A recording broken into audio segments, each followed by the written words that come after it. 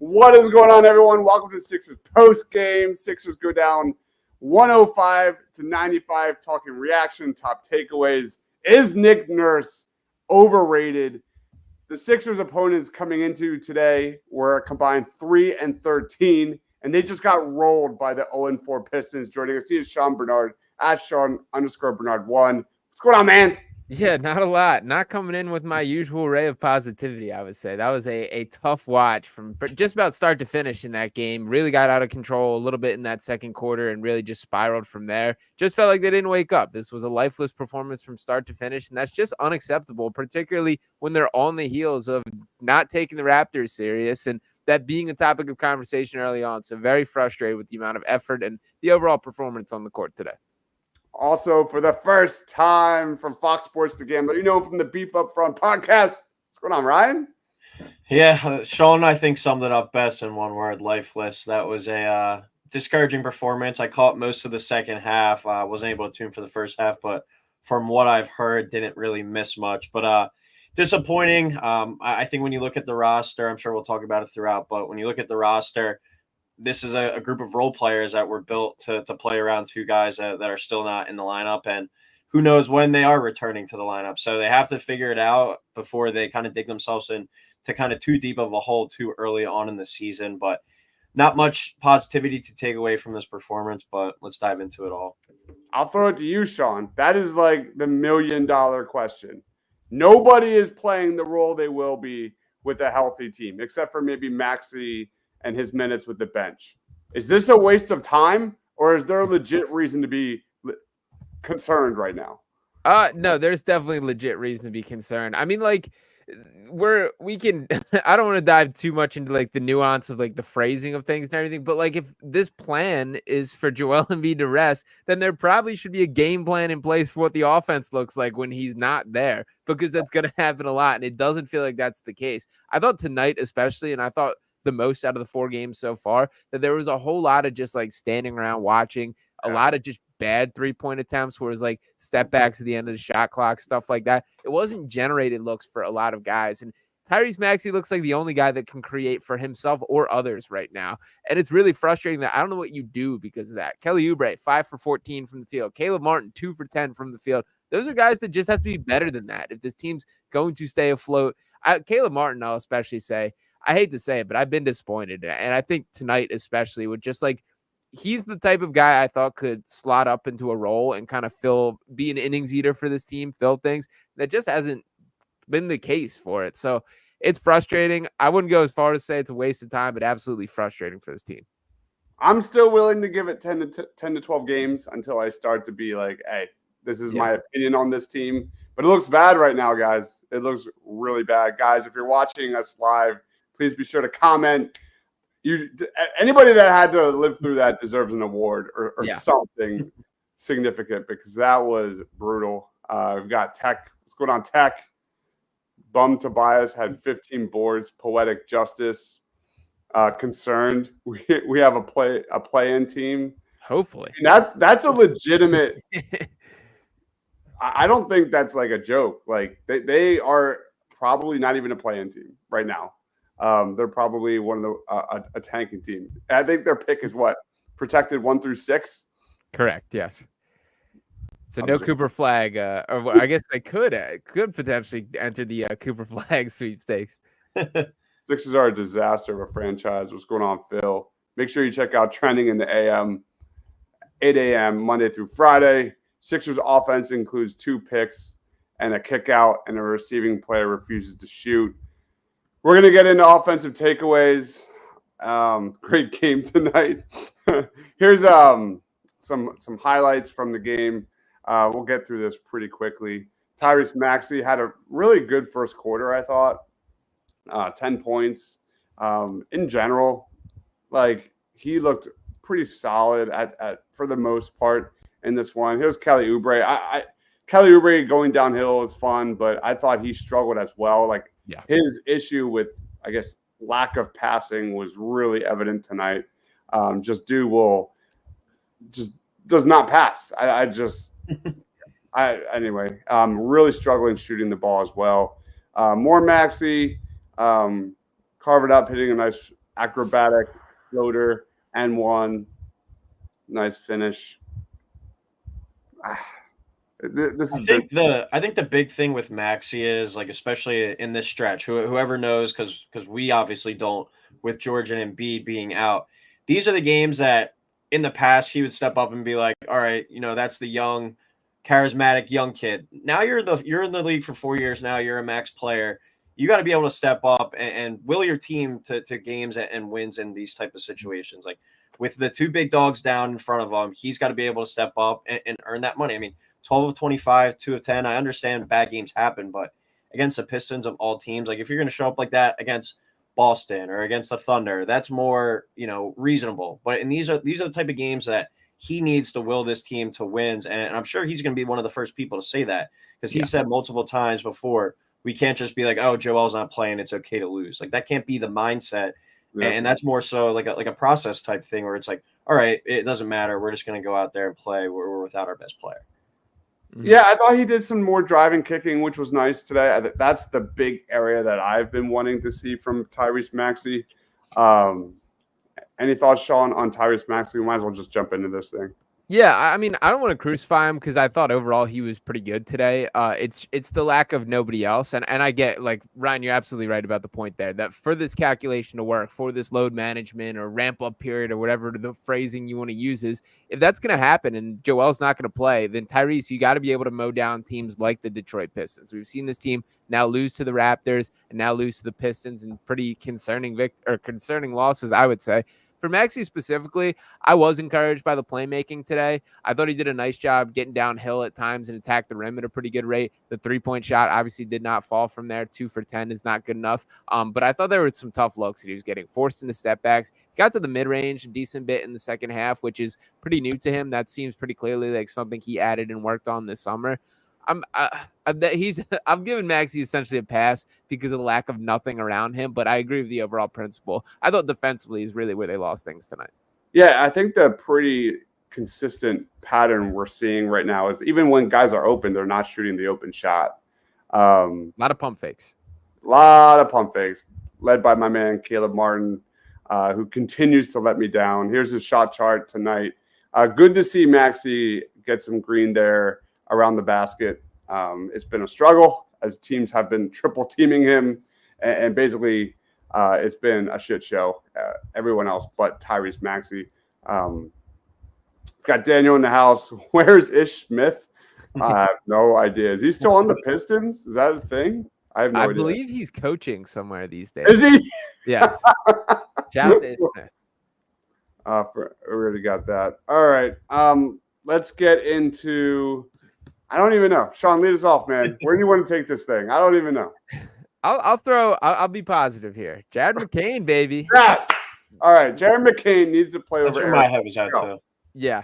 I was really impressed. First off, the dude is like crazy strong for his size. He's got a really like low center of gravity. He gets low and he gets to the paint incredibly well. Like the one that he finished today, getting a guy on his back hip. I think Kyle Lowry's a great guy for him to be learning from behind. I saw your tweet, Dives, that Eric Gordon should be the guy looking over his shoulder, and I totally agree with that there. There's just some juice to McCain, that he's got a little creation. He can take guys off the dribble, and that's exactly the things we're screaming about this team lacking right now. So I understand that there will be growing pains with McCain in fold as well, but I think that's like the risk reward that you need to rely on at this point. I thought he made the most of his minutes, scored 10 points, which was nice, even though a lot of them coming in garbage time there. He just gave a little bit of life, which this team desperately needed. So shout out to Jared McCain for tonight.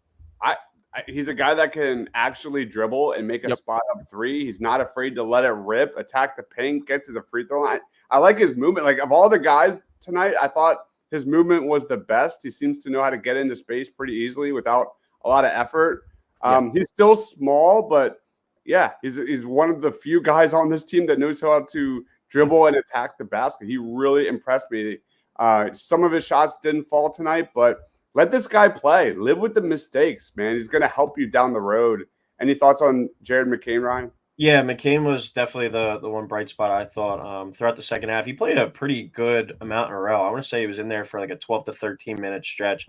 Had a few nice takes to the basket, and obviously the label on him coming out of school was the shooter. But we've seen, I think, throughout Summer League, through preseason a little bit, and now going into tonight where he's been getting some more extended minutes, he does have that ability to get to the hoop as well. When you look though, and it's 4 or 5 games into the season and he's playing 22 minutes, it's another situation where that probably wasn't expected from him. But if other guys aren't performing, put the kid in and continue to let him play. But I did tweet out earlier, like Nick Nurse probably never looked at the roster and said McCain, Maxey, Lowry, and Gordon will ever play together at one point. But here we are 5 games in, and that's already the scenario. So I would definitely give him some more light and some more minutes just because he's not afraid either. He kind of has that way about him for a young kid. So it's a golden opportunity for him to get some more minutes and some more time to potentially crack like that long-term rotation when those guys are healthy and back.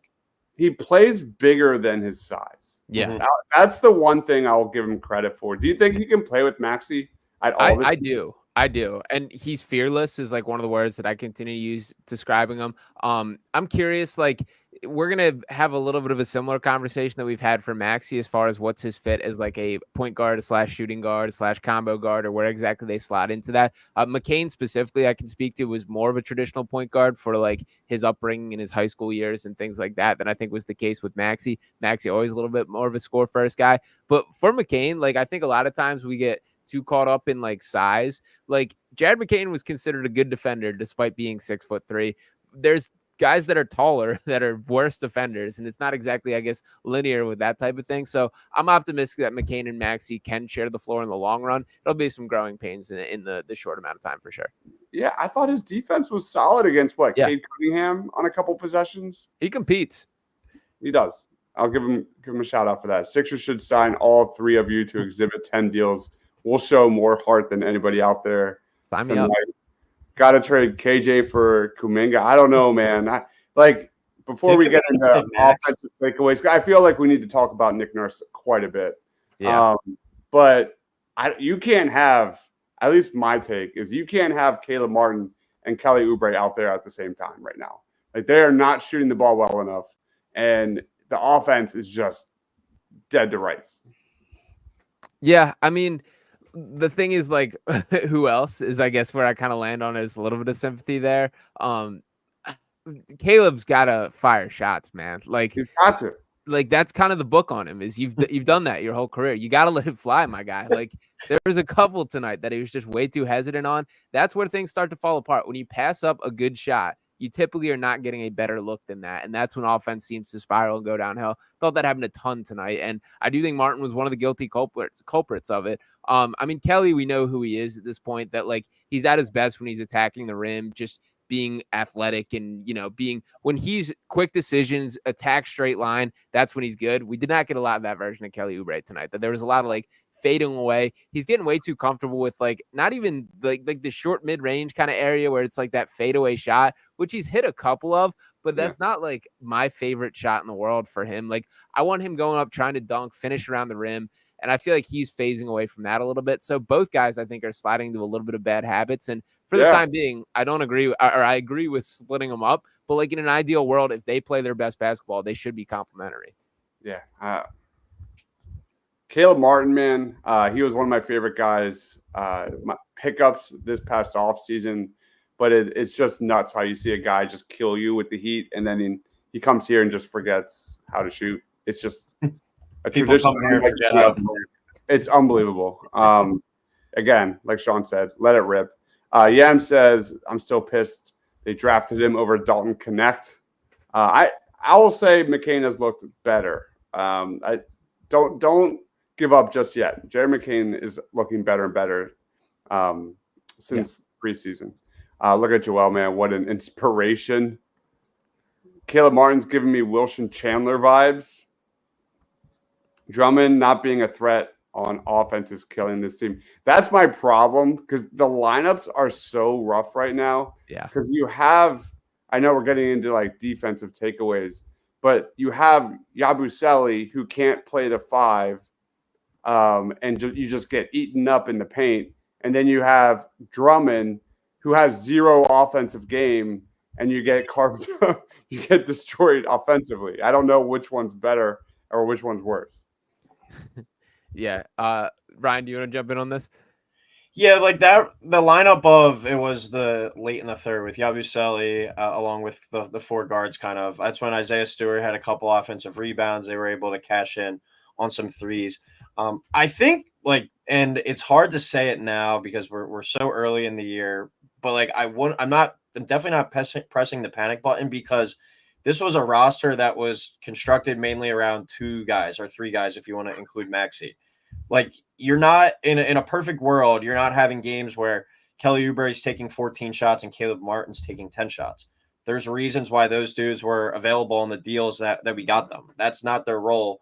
They're built to this roster is built around three players. And when you don't have two of the three guys, it's kind of hard to judge it in a bigger scope of things. But then at the same time, without the clarity of who's coming back, when's coming back, and whatever, you got to be able to figure out some stuff in the meantime. So I agree with what you were saying at the beginning, Crockpot, where it's like, I think you really have to give it like 12 to 15 games and kind of let Nick Nurse mess around with some rotations and with some guys because it is a pretty new roster in its own right as well. These guys are just kind of getting adjusted to playing with each other.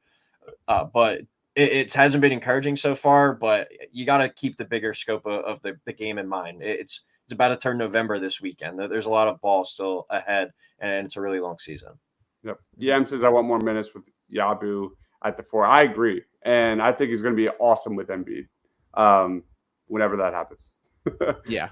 Buddy Hield cooking for the Golden State Warriors. But by the way, didn't Buddy Hield cook with the Sixers his first few games in Also Philadelphia? true. Yeah. Just pump the brakes just a little bit. Toby rebounded Drummond. Yeah, that can't happen. That just can't happen. That's unbelievable. It's unbelievable. Oh my gosh. All right. Have to play Bona as backup 5. I like that. Why not? All right, let's get into our offensive takeaways in this.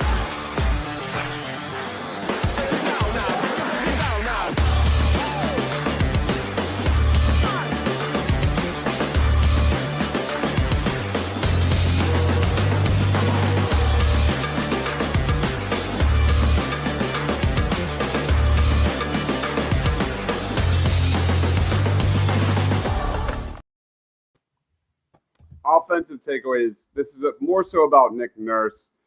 He has not impressed me at all this year. The offense has been atrocious, way too much ISO ball. It looks like they never run any plays. The back end rotation has been bad. It's just the lack of space. It's just been a major issue. I think Maxey's best ability is to eat up that space, whether that's in the open court or half court, and there's just no space, and it's just really compounding the issues. Nobody seems to know their role. Ryan, lead us off, man. What's your offensive takeaway in this one? I would say the lack of efficiency. I mean, you look at the numbers: 28.6% from 3, 41.8 from the field, and you look at your main kind of scorers, I guess, in the people that were available tonight.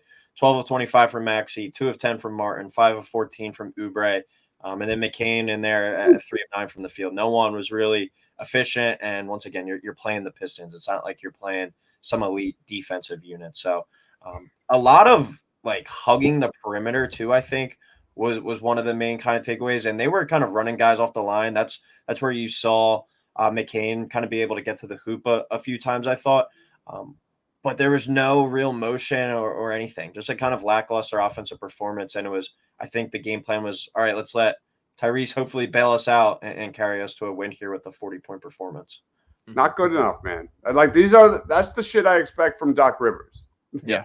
Not Nick Nurse. Sean, any thoughts? Yeah, there's no easy looks. There's no setting a back screen to get a guy with like a, pin down screen or you set a guy up on the block or anything like that. It just feels like a lot of free for all offense where it's Maxey running all over the place and dribbling all over the place and then hopefully getting a look out of it. And then defensively, they're definitely working towards this chase guys off the line, kind of funnel in the defense, which it's great when it works. But it also, when it falls apart, it looks horrible. And there were stretches of tonight's game where I thought we saw that as well. That's going to be another thing that takes reps, takes times for these guys to figure it out. I am optimistic about this personnel being able to get it, but we're not going to see that until Joel Embiid's the centerpiece of things, and Paul George is another one of those switchable wings rotating around. So it doesn't look great right now.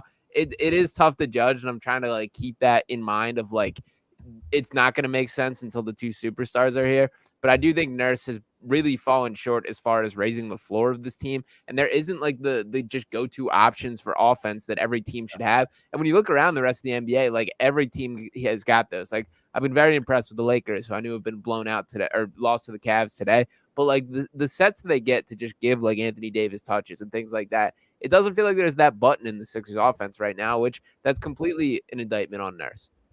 I saw a tweet that apparently the Pistons broadcast team were kind of like making a joke out of like how little movement the Sixers offense has. That's not okay. Like that's literally what we brought in Nick Nurse for. Brian says it's a combination. Teams know we don't have a rim protector and we play 4-on-5 ball. Absolutely. I feel like Eric Gordon's kind of turning into that PJ Tucker this year, at least from my perspective. Nick Nurse is looking like Doc Rivers light. Oh, my God. Oh, that hurts. Brutal, man. I can't. And to be fair, like, I don't blame Sixers fans for, like, tuning this team out whatsoever. Like, they're not being serious. Why should the fans? McCain's best value is Maxi's on-ball backup. And I again, kind of going back to the offense, Jared McCain, they're not even running plays for him, and he's still being effective. We're kind of going back to McCain, but just major shout out. Joel Embiid has a certain twinkle in his eye from the bench. I need to know why we're not playing Reggie Jackson because I think Jared McCain earned playing time over him. I would have given Jackson a run tonight. Particularly in that third quarter is when I sent out a tweet out about it that I was just kind of like, why not? Like for Reggie Jackson specifically, he at least has some of that microwave ability that he can create for himself. He is a guy that can actually dribble the basketball. Those are all things that would have looked a little refreshing in the middle of this game here. And also, by the way, Maxey just played way too much tonight, like especially at the end, where like the game was over and he was left in with the unit with, I know he was sharing the floor with McCain, Yabusele was out there, Bono was in the game. It's like, let's have a little risk management here of give some other guys some looks. I didn't understand that either. But to circle back to it, I would have given Reggie Jackson a chance. I used to love Reggie Jackson. I do think his best days are absolutely behind him, but he is a guy that has like that ability to get hot, which I think this team lacks right now. So it's a lot of guards. I get the limitations, but why not try something a little different? I think. Yeah, I agree with like, especially if you're going to be playing Lowry, like, and you're looking for an offensive spark, like, why not at that point? It's not like Lowry's been providing anything super meaningful in the early going. So in situations like this, in situations like tonight, you're going to run into these games throughout the year where you play like the Hornets on a Tuesday night or something. Give Reggie Jackson a run in one of those games. He's going to go out there and at least be aggressive. Take some shots, and there's a good chance that he's got some, 25-point nights still in his career. Maybe it's only 2 or 3 of them, but he could kind of will you to one of those kind of crazy weeknight wins that you might not have been expecting. Here's the offense tonight. The Sixers shot 51% around the paint tonight. They are horrible at shooting from the perimeter. Sean, like, what is this team good at? Like, can you specifically give me one thing this team does well? Getting injured? Yeah. That's probably the best answer there. Yeah, I don't have a concept of what is the identity of this team. What is their calling card? What can they lean on? I thought Nick Nurse was going to be a part of that. That I thought they were going to be a smart basketball team. Not going to make the dumb mistakes. It felt like they got rid of a lot of their like dumber players, or the guys that are more reckless with decisions there. We're not seeing that. That's not translating. So I wish I had a better answer for you. But yeah, I don't know what the identity or what the calling card of this team is right now. And I get I don't want to keep circling back to Joel Embiid and Paul George aren't here, and that obviously changes things. But they got to figure out some way to sustain something in the short term. And yeah, I don't have the answer for that right now. Yep. Toby revenge game. Anyone know where the Sixers rank in 3-point percentage? Oh, my God. There can't be a worse team shooting from the perimeter, is there? There can't be. I'll fact check. Embiid stealing extension money is more than Toby stealing money. Calling card is forcing turnovers. A little bit, maybe. All right. Let's get to our defensive takeaways for tonight.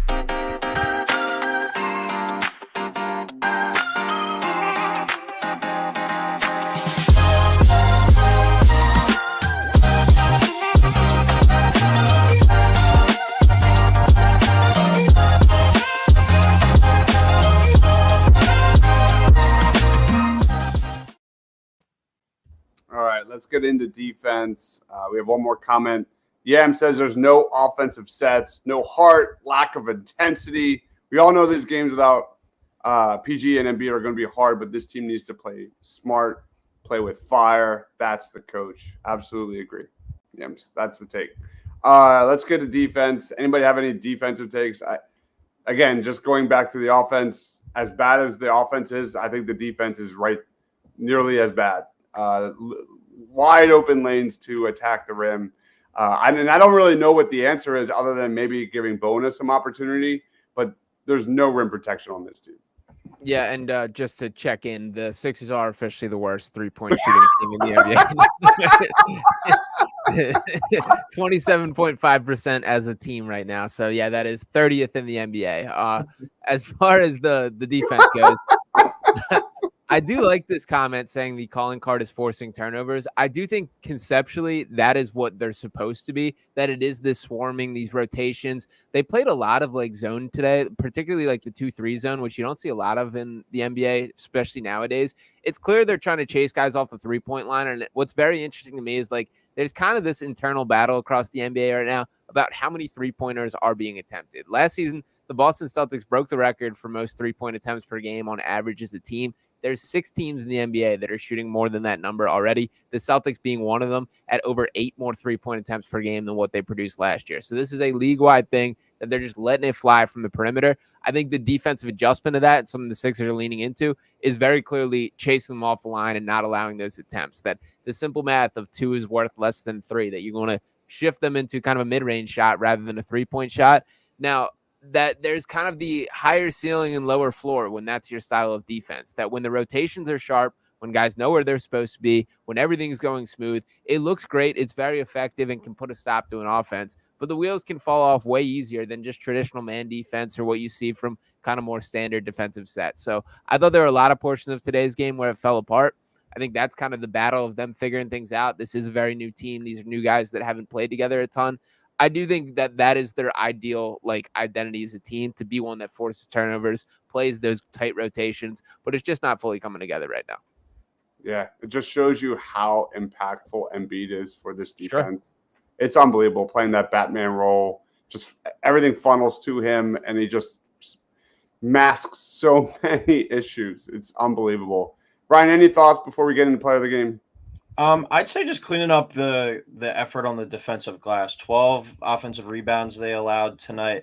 I think especially in these games when you're without George and Embiid and your scoring is going to take a hit, you're going to have to limit the other team's possessions as much as possible. You can't be giving them second, third opportunities. The Pistons were able to cash in on a few of those and hit some threes because obviously when other guys are crashing the glass, there's going to be other guys hanging around the perimeter open and the ability to knock down some threes. So just cleaning that up. The effort I think on the rebounding wasn't that strong tonight either. But some of the lineups, you can't really expect to out rebound Isaiah Stewart or Jalen Duren when you have Yabusele playing in there, and he gives good effort, but he's just not as quite strong and as good of an athlete as those guys. So that's something you got to clean up. But it goes right back to kind of personnel and rotations as well.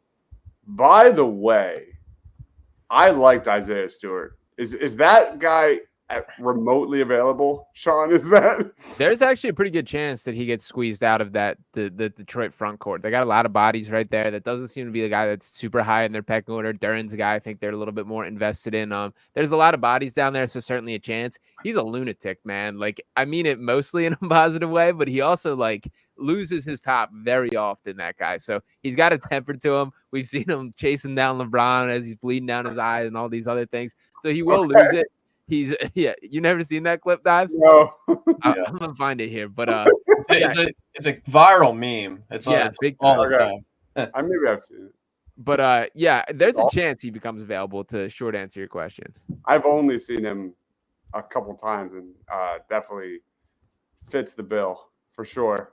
I just hope Embiid isn't hurt again. He's definitely hurt again. And the Sixers are doing what they do, which is lie about injuries. They do a great job, and Tech always coming in hot with the Bona jokes. Let's get into our Sixers player of the game.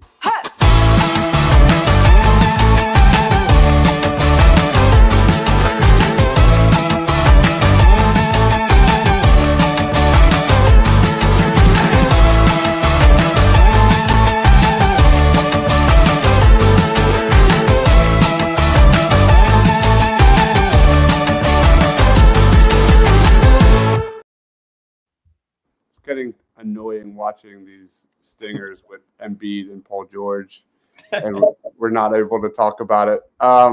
Player of the game, Sean, who you going with, man? I'm taking Jared McCain for me tonight. The guy that by far impressed me in regards to expectation there. I thought he at least provided a little bit of life. And I do think this is something that he can build off, that this is something that can be the start of him growing into an actual role on this team. Kind of caught in the middle ground to start to the season as expected, only 4 games in here. It was nice to see just a little bit of creation ability, the way that he attacked the rim, the strength that he shows when attacking the basket there. So I'm optimistic for what this can mean, and I don't think we've seen the best of him as far as a shooter and getting up opportunities from the perimeter. So I think there's things that we can add, but I thought he brought something tonight and was one of the few guys to show some life. So shout out to Jared McCain. All right. What about you, Ryan? Yeah, McCain would have been my guy. I think he's going to be a better even if he continues to get minutes when Embiid and George and Maxey are all around, because I think he's just going to be able to benefit that much more for some open looks. But to throw some love to another young guy, I guess, KJ Martin finished with the best plus minus on the team at +7. Not saying much tonight, but had that impressive alley-oop. He's just a player that I think brings that energy to the floor, and he's a guy that in a game where I think you can question a lot of players' effort tonight, he's a guy that wasn't really short on it. So hard to pick out of this group of players from tonight's game, but let's throw a little love his way. He's been a little bit of a spark plug off the bench to start the year. He doesn't do anything stupid is my number one KJ Martin takeaway. He's just going to be a normal basketball player, which is at times really refreshing. Yeah, that's a really good one, Ryan. I like his defense too. I think he plays very solid defense. Let's do it. Player of the game, it's got to be Tobias Harris.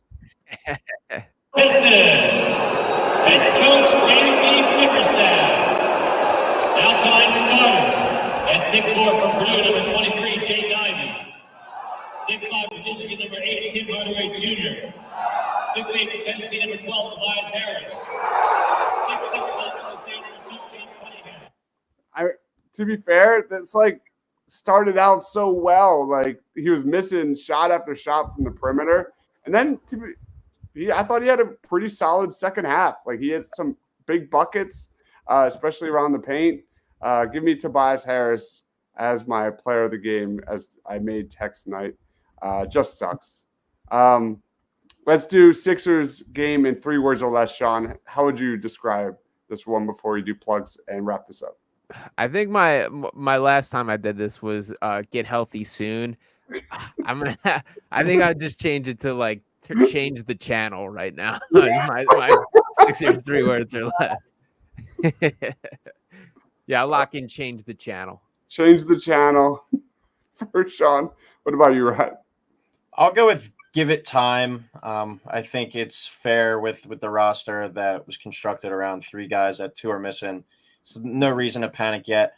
And I think the Celtics will clearly run away with the number 1 seed. As long as you can avoid the playing game and the potential of having to meet up with them.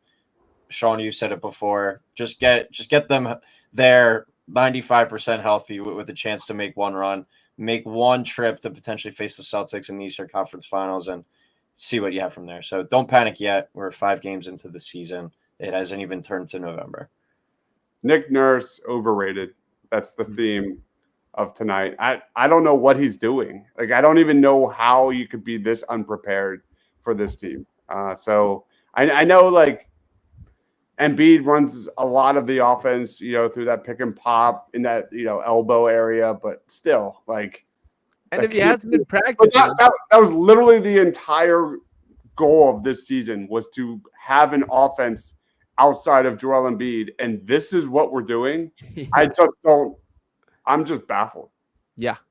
Do you think so? Quick question here. When Paul George returns, do we think, because I'm assuming that Paul George is coming back for Joel, is a lot of this going to look cleaner? Is that kind of what we're waiting on? Or is because Joel's obviously going to change things a ton more and Paul George is going to help. But I also I don't feel confident saying that's the solution. And all of a sudden it all falls into place. Feels deeper than that to me.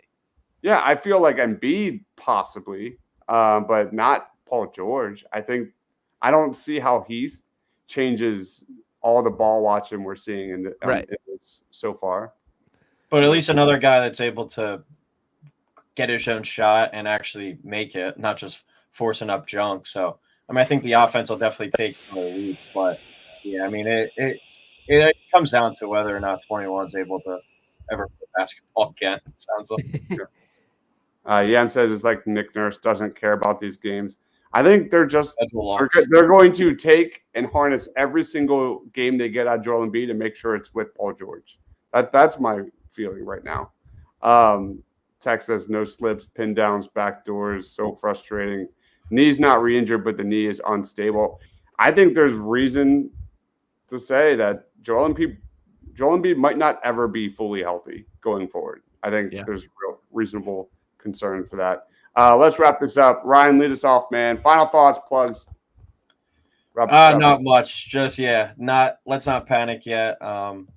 It's very early in the season. Let's wait to have a bigger picture, full thing, and let's go from there. Going to be keeping a closer eye on the Sixers kind of over these next few weeks as we continue to get the ramp up period underway. All right. Well, where can we find you, man? What do you got going on, Ryan? Ryan Quill 35 on Twitter, and then I just started doing right after this Sixers Digest with Sean. So we're going to be doing some vids over there and trying some new stuff out, talking Sixers. All right, Sean. Final thoughts, plugs. Yeah, you guys can follow me on Twitter at Sean_Bernard1. Check me out. As Ryan mentioned, I'll be ripping out some Sixers Digest content on YouTube after this. Also doing some Phillies Digest stuff, so also stay tuned for that.